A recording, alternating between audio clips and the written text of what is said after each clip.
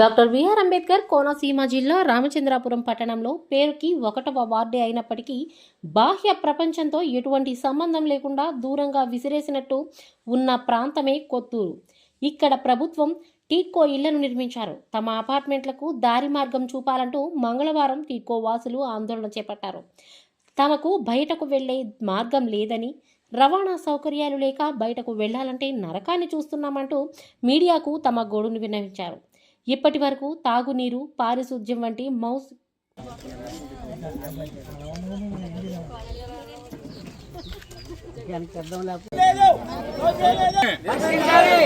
రోడ్లు వెంటనే రేషన్ సమస్య వెంటనే మంచినీటి సమస్యలు వెంటనే డ్రైనేజీ సమస్యలను కరెంటు సమస్యలను శ్మశానం నిర్మించాలి. శ్మశానం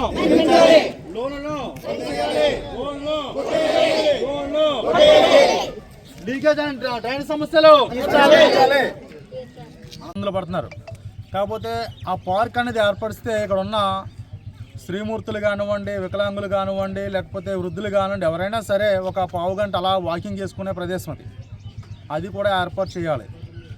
గవర్నమెంట్ వారు, అధికారులు తక్షణం దీనిపైన చర్య తీసుకుని ఈ టిడ్కో వాసులని అందరినీ పేద ప్రజలుగా ఓటు బ్యాంకుగా చూడకుండా వీళ్ళు కూడా మనలో మనుషులే కాబట్టి వీళ్ళకి ఏదైనా తక్షణం పరిష్కారం చూపించగలరని ఆశిస్తున్నాం. లేని ఎడల ఇది చాలా పెద్ద ఎత్తున కలెక్టర్ ఆఫీస్ దగ్గరికి వెళ్ళి ధర్నా కూడా చేసే అవకాశాలు కూడా ముందు కనిపిస్తూ ఉన్నాయి. దీనిపైన భారత చైతన్య యోజన పార్టీ రామచంద్రపురం ఇన్ఛార్జిగా నేను బర్ల శ్రీనివాస్ యాదవ్ నేను ఖండిస్తూ ఉన్నాను. మంత్రివర్యులు అయితే కానివ్వండి, కలెక్టర్ గారు అయితే కానివ్వండి, ఆర్డీఓ గారు అయితే కానివ్వండి, దీనిపైన వెంటనే స్పందించి ఈ యొక్క ప్రజలకు న్యాయం చేకూరుస్తారని మా యొక్క పార్టీ నుండి మేము డిమాండ్ చేయడం జరుగుతుంది. నమస్కారం అండి. అంబేద్కర్ కోనసీమ జిల్లా రామచంద్రపురం మండలం 1వ వార్డు కత్తూరు టిడ్కో ఇళ్లకు సంబంధించి ఈరోజు ఈ మీటింగ్ అంతా కూడా పెట్టడం జరుగుతుంది. దీని యొక్క ముఖ్య ఉద్దేశం ఏంటంటే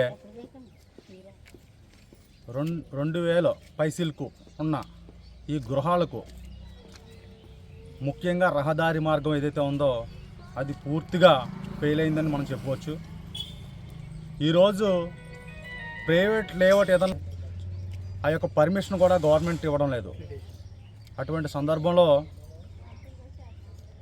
2000 పైసలకు గృహాలు ఇచ్చినటువంటి పేదల ఇల్లులు, ఈ యొక్క పేదలకు ఇల్లులు ఇచ్చారు కానీ రహదారి మార్గం ఏర్పాటు చేయలేకపోవడం గవర్నమెంట్ ఫెయిల్ అయిందని చెప్పుకోవచ్చు. 8 అడుగులు రోడ్డు ఇవ్వడం అంటే అది ఏ ఉద్దేశం చేత ఇచ్చారనేది అధికారులు కూడా ఈ విషయంపై వివరణ ఇవ్వాల్సి ఉంది. ఇచ్చిన 8 అడుగుల రోడ్లలో కూడా ఈ అపార్ట్మెంట్స్కి సంబంధించి వీధుల నుండి మెయిన్ రహదారి మార్గం అనుకుంటున్నాం, అది రహదారి మార్గం కాదు. విలేజ్ల్లో కూడా అంత చిన్న రోడ్లు ఉండవు. ఆ 8 అడుగుల రోడ్డుకి ఉన్న ఈ వీధుల నుండి కనెక్ట్ అయినటువంటి రోడ్డు ఏదైతే ఉందో ఆ రోడ్లన్నీ కూడా ఇప్పుడు అధికార గవర్నమెంట్ ఏదైతే ఉందో టీడీపీ ప్రభుత్వం వచ్చిన తర్వాత రైతులకు పొలాలకు నీరు వెళ్ళట్లేదని చెప్పేసి ఆ ఒక కారణం చేత గవర్నమెంట్ చేసినటువంటి 3 రోడ్లను జేసీబీలతో తొలగించడం జరిగింది.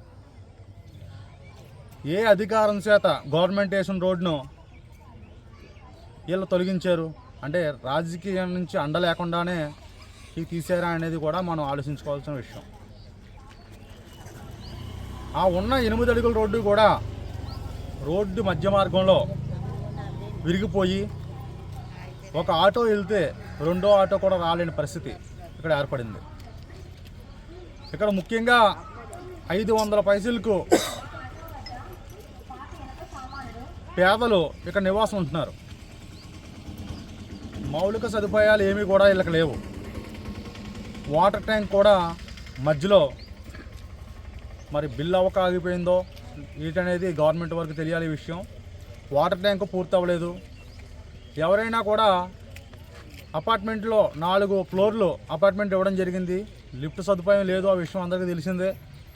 కాలినడక మార్గంలో మెట్లపైకి ఎక్కే దారి దగ్గరలోనే ఈ 4 ఫ్లోర్లకు సంబంధించి కరెంటు మీటర్లు ఇవ్వడం జరిగింది. ఆ మీటర్ల దగ్గర స్టాండ్ వేసి ఫిల్ చేయాలి. బయటకు వైర్లన్నీ కూడా బయటకు వచ్చేస్తున్నాయి. ఏదైనా కట్ అయిపోయి ఉండి ఏదైనా పిల్లలు కానీ కరెంటు బిల్లు తీసుకోవడానికి వెళ్తే అక్కడ ప్రమాదాలు జరిగే అవకాశం చాలా ఎక్కువగా ఉంది. ఆ యొక్క ఖాళీ ప్రదేశం ఏదైతే ఉందో దాన్ని స్టాండ్తో క్లోజ్ చేసి వాళ్ళకి రక్షణ కల్పించవలసిన బాధ్యత అధికారుల పైన ఉంది. ఆ కార్యక్రమం కూడా అలాగే వదిలేశారు. ఉన్న రోడ్డు మార్గం తీసేశారు. కరెంట్ మీటర్ల దగ్గర ఉన్న ఆ యొక్క ఖాళీ ప్రదేశాన్ని ఇప్పటి వరకు కూడా పూడ్చకపోవడం, కరెంటు బిల్లు కట్టకపోతే ఈరోజు కట్టకపోతే రేపు పీజీ తీసుకెళ్ళిపోతారు. ఆ క్రమంలో మరి ఆ అధికారుల నీటికి చాలా ఇబ్బందిగా గురవుతున్నారు. ఆ వాటర్ ట్యాంక్ ఇప్పటి వరకు కూడా పూర్తి చేయకపోవడం మేజర్ ప్రాబ్లం అని మనం చెప్పుకోవచ్చు. అదేవిధంగా రహదారి మార్గంలో కత్తూరు నుంచి బైపాస్కి వచ్చే రోడ్లో డంప్ యార్డ్ రోడ్డు మీదకి వచ్చి చాలా ఇబ్బందులకు గురవుతున్నారు.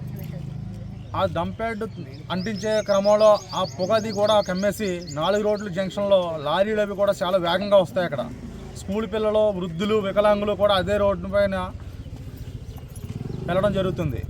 ఏదైనా జరగనానిది జరిగిన తర్వాత మనం స్పందించే కన్నా ముందుగా ఈ ప్రజలకు ఏదైనా న్యాయం చేయాలి.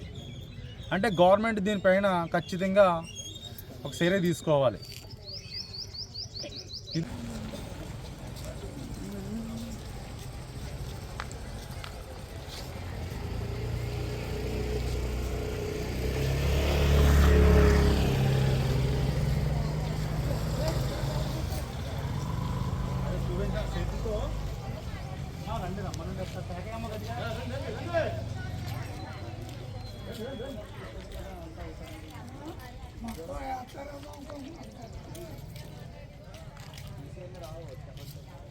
ఇప్పుడు దీన్ని ఎలా క్రియేట్ చేస్తారంటే మన కలవాట్లకు అర్థం పీకేమో